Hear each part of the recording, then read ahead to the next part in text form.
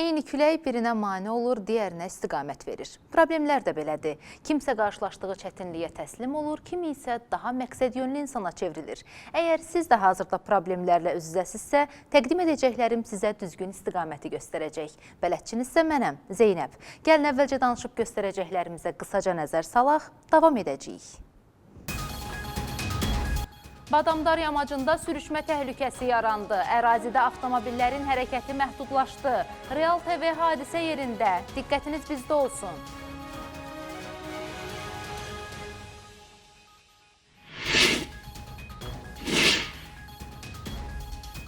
İntensiv yağışlar, güclü külək və onun fonunda yaranan fəsadlar. Baş qaldıran problemlər qarşısında qurumlar hansı tədbirləri görür? Komandamız paytaxtın müxtəlif ünvanlarından xəbər verəcək.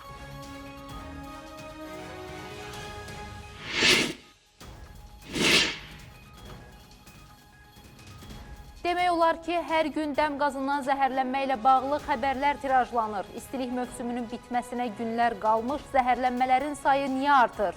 Araşdırmışıq.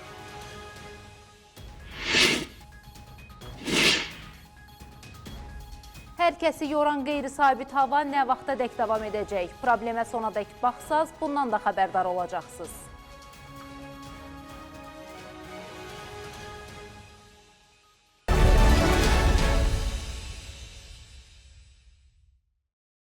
İntensiv yağışların ardınca ağla gələn əsas ünvanlardan biri Səbail rayonundakı sürüşmə sahələridir. Bu dəfə də güclü yağış Badamdar yamacında sürüşmə riskini artırdı. Yamacın aşağı hissəsindən keçən yolun işlək olduğunu nəzərə alaraq hərəkət məhdudlaşdırıldı. Eyni zamanda aidiyyatı qurumların rəsmiləri də əraziyə baxış keçirdi. Real TV olaraq biz də oradaydıq. Ətraflı şəkildə ərazidə çəkiliş aparan həmkarım Hülya Mirzəyeva xəbər verəcək. Bura Badamdar 20-ci sahə yoludur. Hazırda arxamda gördüyünüz yolda isə hərəkət tamamilə məhdudlaşdırılıb. Səbəb isə yamacda sürüşmənin aktivləşməsidir.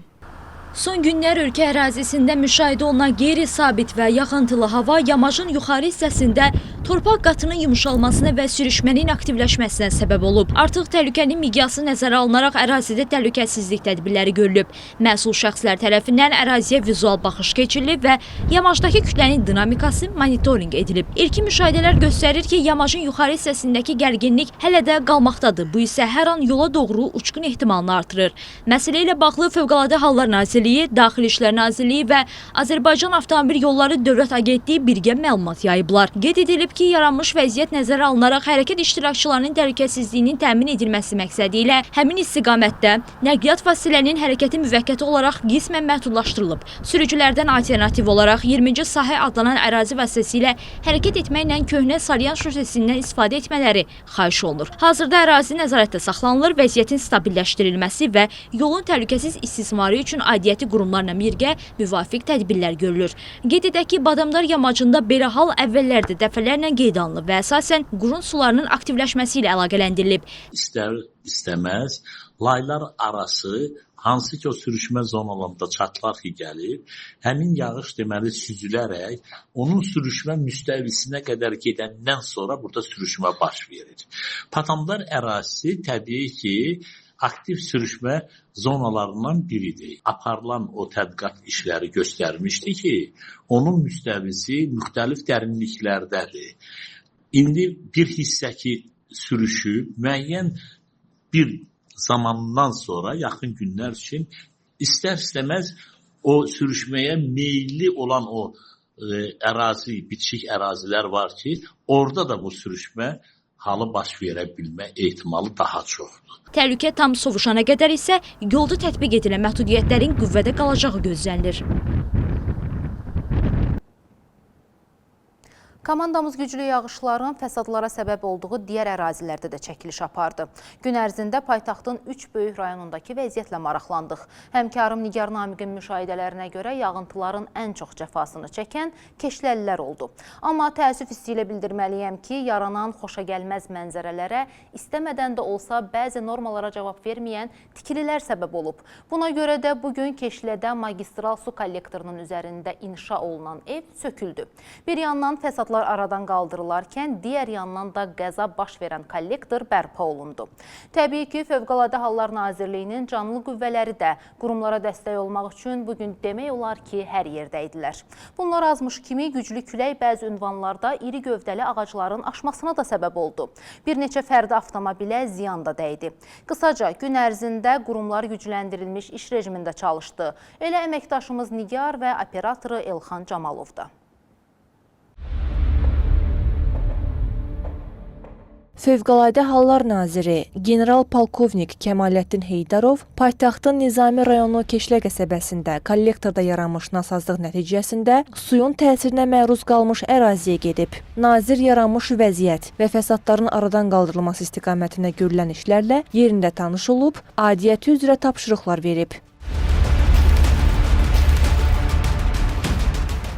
Qeyd edək ki, Fövqəladə Hallar Nazirliyi qüvvələri tərəfindən 17-si azyaşlı olmaqla 166 nəfər həyata keçirilən zəruri və təxirə salınmaz tədbirlərlə təhlükəsiz əraziyə təxliyə olunub. Hazırda paytaxtın Nizami, Sabunçu, Xəzər, Binəqədi, Suraxanı və Səbail rayonlarında Sumqayıt şəhəri, Abşeron, Hacıqabul, Xızı, Şabıran və Xaçmaz rayonları ərazisində Nazirliyin mülki müdafiə qoşunlarının dövlət yanğından mühafizə, xüsusi riskli xilas etmə və kiçik həcmli gəmilərə nəzarət və sularda xilas etmə dövlət xidmətlərinin Bakı və Sumqayıt regional mərkəzlərinin qüvvələri tərəfindən müvafiq təhlükəsizlik tədbirlərinin görülməsi işləri həyata keçirilir. Yaranmış fəsadların aradan qaldırılması işləri fasiləsiz olaraq davam etdirilir.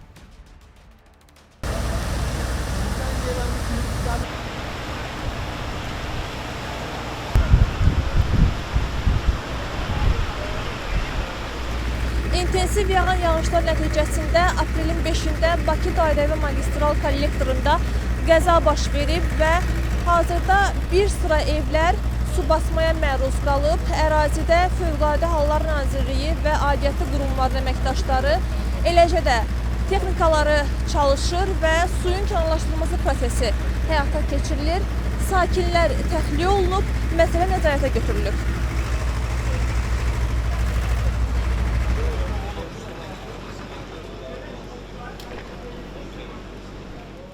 Gecə saatlarında da Fövqəladə Hallar Nazirliyinin qüvvələri tərəfindən bu tədbirlər davam etdirilib.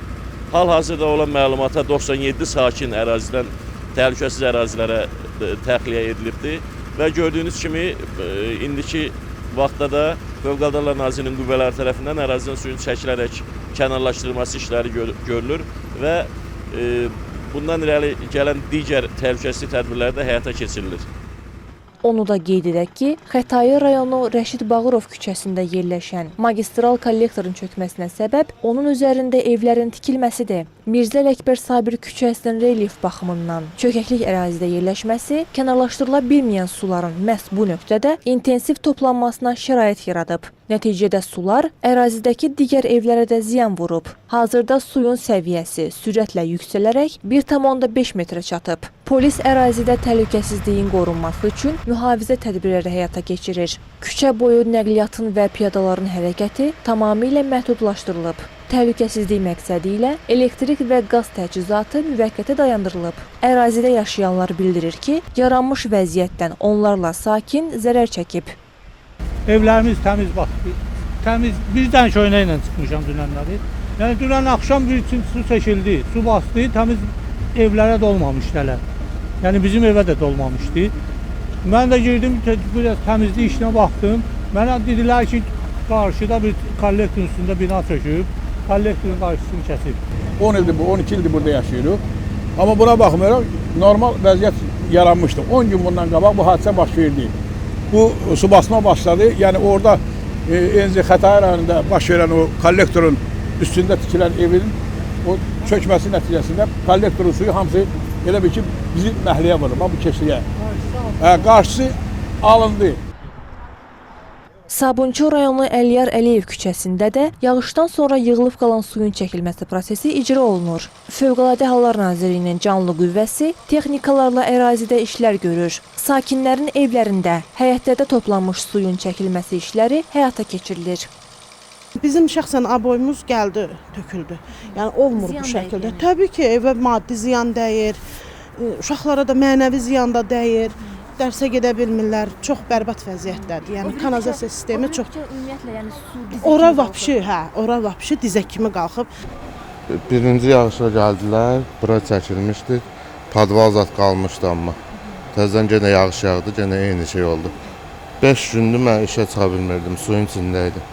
2 gün ərzində aylıq normadan 4 dəfə artıq yağan yağışlar Suraxanı rayonunda da fəsadlar törədib. Rayonun Samir Əliyev küçəsi suya qərq olub. Buna baxmayaraq, Suraxanı rayon icra hakimiyyətinin aidiyyəti struktur bölmələri ərazidə tədbirlər görür. Belə ki, su ötürücü qurğularla su kənarlaşdırılır. Sakinlər ərazidə kanalizasiya olmadığından yağış sularının həyətlərə dolduğunu bildirir. Hər il başımıza bu oyunlar gəlir. Yəni yağış artıq yağdıqsa, həddindən artıq yağdığına görə bunun suları bizə imkan vermir. Ev nəmişlik olur, vəziyyət pis olur. Bu il sağ olsunlar icra hakimiyyətinin dəstəyi ilə kənd soveti, bələdiyyə bura gətirib motor qoyublar, şilanq qoyublar. Yəni suyu vururuq. Qeyri-sabit havanın yaratdığı fəsadlar Bakıda ağaclardan da yan keçməyib. Belə ki, paytaxtın bir sıra ərazilərində küləyin təsirindən ağaclar aşıb. Qırılan ağac budaqları bir neçə küçədə maşınların üzərinə aşıb. Nəticədə xəsarət alan olmasa da avtomobillərə ciddi ziyan dəyib. Yollarda gediş-gəlişdə çətinlik yaranıb. Bakı Şəhər Yaşıllaşdırma Təsərrüfatı Birliyinin əməkdaşları hadisə baş verən ərazilərə cəlb olunub. Qırılan ağaclar yollardan götürülüb, piyada və sürücülərin maneəsiz hərəkəti təmin olunub. Nigar Namiq, İlxan Camalov, Real. Belə vəziyyətdə əsas məsələ məhz dövlət qurumlarının koordinasiyalı çalışmasıdır. Ötən gündən etibarən havanın kəskin dəyişməsi ilə əksər qurumların əməkdaşları, məsul şəxsləri ərazidə idi. Fəsadlar qalsın bir yana, eyni zamanda yağıntılar bəzi yerlərdə təhlükəli şərait də yaratdı. Xüsusilə elektrik təminatında ciddi problemlər yarandı ki, nə qədər çətin də olsa, aidiyyatı qurum məsələni qısa vaxtda həll etdi. Qeyd edim ki, elektrik verilişi ilə bağlı problemlər daha çox bölgələrimizdə müşahidə olundu. Hazırda da fəsadların aradan qaldırılması istiqamətində tədbirlər davam etdirilir.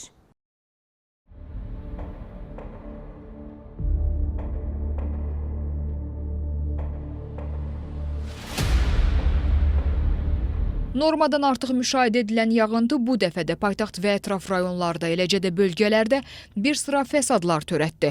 Lakin yaranmış problemlərlə əlaqədar qurumlar gücləndirilmiş iş rejimində fəaliyyət göstərir. Fəsadların aradan qaldırılması üçün hazırda da tədbirlər davam etdirilir.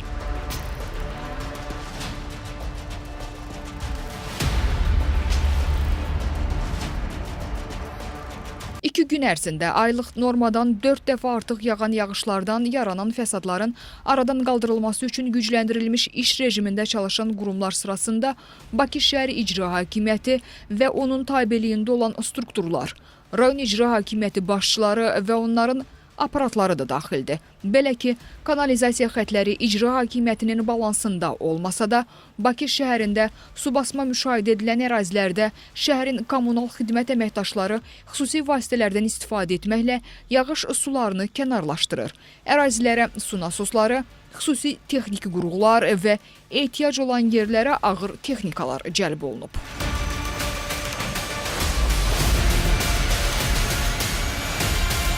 Fəsadların aradan qaldırılması üçün Bakı şəhərinin bütün məsul qurumları koordinasiyalı şəkildə fəaliyyət göstərir. Problemlərin həlli istiqamətində Xətai rayonu icra başçısı Rafiq Quliyev, Sabunçu rayonunun icra başçısı Adil Vəliyev də tədbirlərin görülməsində iştirak edərək problemli ərazilərlə bağlı göstərişlər verdilər.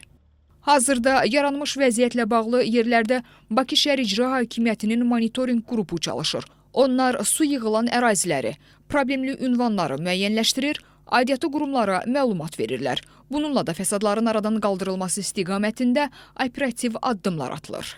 Bakı şəhər İcra Hakimiyyətinin tapşırığına əsasən gücləndirilmiş iş rejimində çalışırıq. Hal-hazırda rayonun 56 küçəsində yağış sularının kənarlaşdırılması üçün işlər davam etdirilir. Baxmayaraq ki, kanalizasiya xəttləri Azərbaycan Su Ehtiyatları Agentliyinin balansındadır, lakin biz öz köməkliyimizi göstəririk. Hal-hazırda rayon ərazisində 56 pompa quraşdırılıb, 12 özü çəkən su maşınları fəaliyyət göstərir. Bəli, hal-hazırda davam etdirilir. Yağış suları kənarlaşdırılmayan qədər davam etdiriləcək. Xətai rayon Su Kanal İdarəsinin operativ qəza bərpa briqadaları əraziyə yığışan yerlərdən suyu kənarlaşdırır. Rayon ərazisi tam qurumun nəzarəti altındadır. Ərazi üzrə nasos stansiyalarıdır, kollektor xəttləridir, gücləndirilmiş rejimdə fəaliyyət göstərir. Vəziyyət də İri Şəhərlər Birləşmiş Su Təchizatı Xidmətinin Xətai rayon Su Kanal İdarəsinin tam nəzarətindədir. 8 noyabr prospektində səhər saatlarından qəza bərpa briqadaları fəaliyyət göstərir, operativ şəkildə iş görür. Sular da artıq yol ərazisindən kənarlaşdırılıb. Xətai rayonunda NZS qəsəbəsindədir, OPD qəsəbəsidir, Kazım Ağa Kərimov küçəsidir, Abbas Səhəd 6 ünvanında yığışan sular briqadalar tərəfindən operativ şəkildə aradan qaldırılır.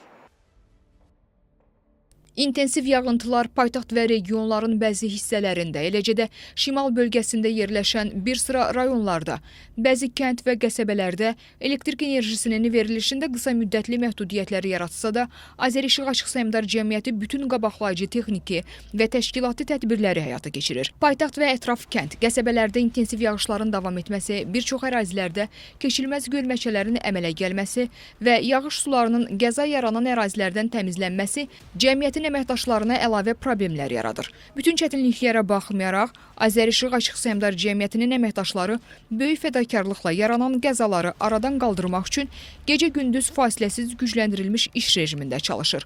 Qabaqlayıcı tədbirlər həyata keçirilir, yağış sularının ərazidən kənarlaşdırılması, eləcə də güc mərkəzlərində təmir bərpa işləri davam etdirilir.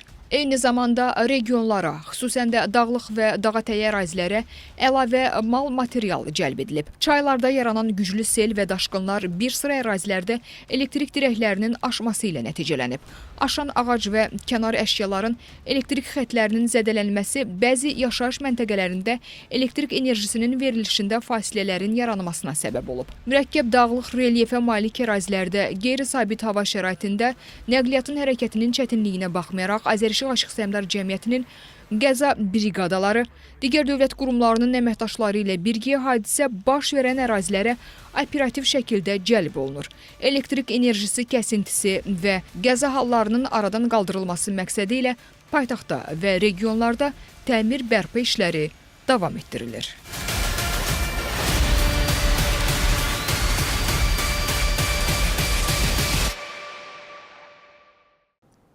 Bu yerdə sizə qaynar xəttimizi xatırlatmaq istəyirəm. Əgər siz də probleminizi bizimlə bölüşmək və qısa vaxtda müsbət həllini görmək istəyirsinizsə, qaynar xəttimiz 055 510 0202 nömrəsinə günün 24 saatı zəng edə və ya yaza bilərsiniz.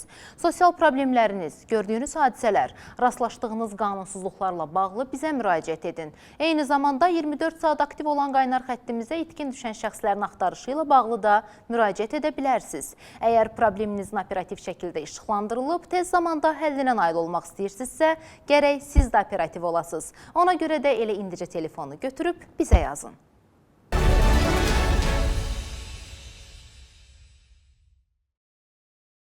Davam edirik. Son günlərin aktual problemlərindən biri də dəm qazıdır. Aprel ayı cəmi 6 gündür başlayıb, amma demək olar ki, hər gün dəm qazından zəhərlənənlərlə bağlı xəbərlər yayılır. Bu məsələni bədbəxt hadisə adlandırıb keçmək düzgün deyil. Bəli, dəm qazı səssiz ölümdür, amma təəssüf ki, çox vaxt öz ehtiyatsızlığımızdan meydana gəlir.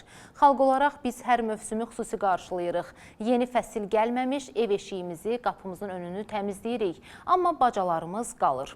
Təhlükəli olduğu halda nasaz qızdırıcı avadanlıqlardan istifadə edirik. Nəticəsi isə bir evin bir neçə sakininin, bəzən də bütöv bir ailənin məhvinə gətirib çıxara bilər.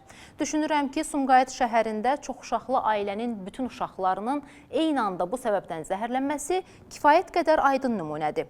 Vəziyyətin ciddiliyini nəzərə alaraq həmkarım Nəzrin Nəzərli məsələni araşdırdı. Sözü çox uzatmadan Nəzrini ötürürəm. Havanın yenidən soyuması dəm qazından istifadəni artırıb. Artan tələbat hələ aprel ayının ilk həftəsində bir neçə ölümlə nəticələnən zəhərlənmələrə gətirib çıxarıb. Sumqayıt şəhərinin Xəzri bağları ərazisində 9 uşaqlı ailənin 6 üzvü yaşadıkları evdə dəm qazından zəhərlənib. Onlar dərhal xəstəxanaya çatdırılaraq tibbi yardım alıblar. Müalicədən sonra azyaşlılar evə buraxılsa da, zəhərlənənlərdən biri 2024-cü il təvəllüdlü Cəbrayılova Gülcənnətin qəfil vəziyyəti pisləşib. Körpə yenidən xəstəxanaya yerləşdirilsə də, həyatını xilas etmək mümkün olmayıb. Bakıda Balaxanı qəsəbə sakini 2003-cü il təvəllüdlü İlkin Əsədov yaşadığı evin hamamında dəm qazından boğularaq ölüb. Xətai rayonunda isə dəm qazından zəhərlənən 1969-cu il təvəllüdlü Ayət Məmmədov və 1976-cı il təvəllüdlü arvadının meyidi kirayə yaşadığı Araz Novruzov küçəsindəki fərdi yaşayış evində aşkarlanıb. Gəncədə isə Gəncə Dövlət Universitetinin 1-ci kurs tələbəsi 2007-ci il təvəllüdlü Ləman Əliyeva dəm qazından zəhərlənərək ölüb. Siyəzəndə isə 5 nəfər dəm qazından zəhərlənib. Xəstəxanaya çatdırılan hər 5 xəstəyə yerindəcə yardım göstərilib. Vəziyyətləri stabilləşəndən sonra onlar evə buraxılıblar. Siyəzəndə daha bir dəm qazından zəhərlənmə hadisəsi qeydə alınıb. Şəhər sakini 59 yaşlı Sevda Zeynalova dəm qazından zəhərlənib. Onun meyidi yaşadığı evin hamam otağında aşkarlanıb. Ağdaş rayonunda məktəbli qız yaşadığı evdə dəm qazından zəhərlənib. O təcili olaraq xəstəxanaya hospitalizasiya edilib. Həkimlərin səyi nəticəsində 15 yaşlı qızın həyatını xilas etmək mümkün olub. Qaz iysiz və rəngsiz olduğundan insan zəhərləndiyini hiss etmir. Zəhərlənən şəxslərə olunan ilkin tibbi yardım, onların vaxtında xəstəxanaya çatdırılması ölüm hallarının azalmasına təsir edir. Bəs dəm qazından zəhərləndiyimizi necə bilərik? Dəm qazı ilə zəhərlənmənin əlamətləri: baş gicəllənmə, baş ağrısı, ürək bulanma, qulaqlarda küy, qusma, yuxululuq, bəzən oyanıqlıq, müvazinətin itməsi, sayıqlama, halüsinasiyalar, qıcolma tutmaları, koma. Əlamətlər hiss olunan anda həmin məkanı tərk edib dərhal təmiz havaya çıxmaq lazımdır.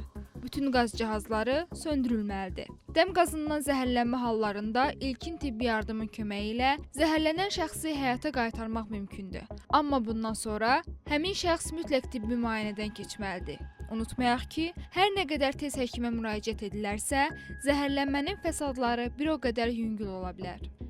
Nə qədər çox müddət siz həmin otaqda qalsaz və nə qədər havada karboksigemoqlobinin, deməli, həmin dəm qazını və ondan sonra karboksigemoqlobinin qanda səviyyəsi yuxarı olsa, o dərəcədə həmin fəsadlar uzun müddətli və davamlı olur. Bu xəstədə müxtəlif nevroloji əlamətlər qalır. Bu yüngül ola bilər, baş ağrılar uzun müddətli, yaddaşın zəifləməsi, ağır vəziyyətdə, hətta insan bir körpə uşaq kimi təzədəndən hər şey öyrənməli olur və belə halları gözləmək üçün hökmən vaxtında həkimə müraciət etmək lazımdır. Mənim praktikamda belə olmuşdu ki, hətta ağır dəm qazı ilə zəhərlənmədən sonra xəstə 6 aya qədər xəstəxanada nevroloji və digər müalicə, reabilitasiya müalicəsi alıbdır. Əgər dəm qazından zəhərlənmiş xəstənin huşu özündə deyilsə, dərhal onu qapalı mühitdən çıxarmaq, arxası üstə uzadıb yaxasını açmaq, mümkünsə nəfəs yollarını açmaq üçün ağız boşluğundakı seliyi təmizləmək, zərərçəkənin tənəffüsü dayanıbsa, ona mütləq süni tənəffüs vermək lazımdır. Həkim gələnə qədər əgər hətta insan özünə gəlsə bilmək lazımdır ki, dəm qazı ilə zəhərlənmə bir mərhələ yox, 2 mərhələli zəhərlənmədir və qısa müddətdən sonra xəstənin vəziyyəti yenə də pisləşə bilər. Əgər xəstə özünə gəlibsə, çalışmaq lazımdır yenə də o təmiz hava ilə deməli nəfəs alsın, ona hansısa yüngül bir isti içki, çay və kofe vermək olar. Bəs dəm qazından niyə zəhərlənirik? Dəm qazından zəhərlənmənin əsas səbəbləri bunlardır. Suyu qazla qızdırılan duş və vanna otaqlarında nəfəsliklərin olmaması, standarta uyğun olmayan və kustar yolla hazırlanmış qızdırıcı cihazlardan istifadə edilməsi, yanacağa yanma üçün lazımi miqdarda havanın daxil olmaması, tüstü çıxarıcı boruların və tüstü bacasının yaxşı işləməməsi, sobanın və tüstü çəkən bacanın nasaz vəziyyətdə olması, sobada və borularda çatların və nasazlıqların olması. Fövqəladə Hallar Nazirliyi dəm qazı təhlükəsi ilə bağlı əhaliyə müraciət edib. Qaz cihazlarından istifadənin səbəb ola biləcəyi təhlükələrdən qorunmaq üçün ilk növbədə saz və standartlara uyğun olan cihazlardan istifadə olunmalıdır. Qaz cihazları və qaz şəbəkəsinə mütəmadi olaraq baxış keçirilməli, aşkarlanmış nasazlıqlar dərhal aradan qaldırılmalı və bu işlər yalnız mütəxəssislərə həvalə olunmalıdır.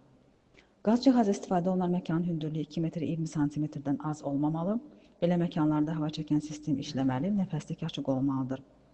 Qaz cihazı istifadə olunan hamam otaqlarında ventilyasiya borusu, qapının aşağısında dəlikləri olmalıdır. Tüstü bacaları ildə 2 dəfə təmizlənməlidir. Qeyd edək ki, hər il qış aylarında ölkəmizdə onlarla vətəndaş dəm qazının qurbanı olur. Təbii qaza olan tələbatın artdığı mövsümdə qaz cihazlarından istifadə zamanı təhlükəsizlik qaydalarına mütləq əməl edilməlidir. Nəzrin Nəzərli, İsa Məmmədov, Real. Son 2 gündür yaz fəsli bütün şıltaqlığını göstərdi. Təqdim etdiyim xəbərlərdən də görünür ki, yağış, güclü külək hər kəsi yordu. Ona görə də bu günlərdə hamını maraqlandıran əsas məsələ havanın necə olacağıdır. Daha doğrusu, qeyri-sabit hava şəraitinin nə vaxta dək davam edəcəyi. Bununla bağlı növbəti sujetdən öyrənəcəksiniz.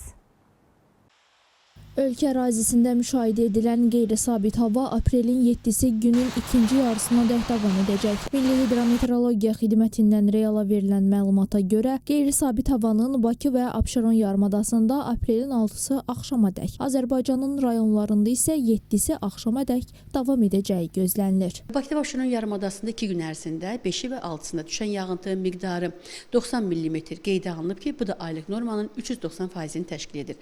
Və qeyd etdiyimiz kimi belə hava şəraiti bugün Bakı və Abşeron yarımadasında davam edəcək. Axşam saatlarından yağıntılar tədricən kəsiləcək. Müşahidə olunan güclü şimal-qərb küləyi axşama doğru tədricən mülayimləşəcək. Artıq 7-si və 8-də Bakı və Abşeron yarımadasında hava şəraiti dəyişkən buludlu, əsasən yağmursuz keçəcək və mülayim cənub-qərb küləyi 8-i gündüz şimal-qərb küləyi ilə əvəz olunacaq. Havanın maksimal temperaturu 13-18 dərəcə isti olacağı gözlənilir.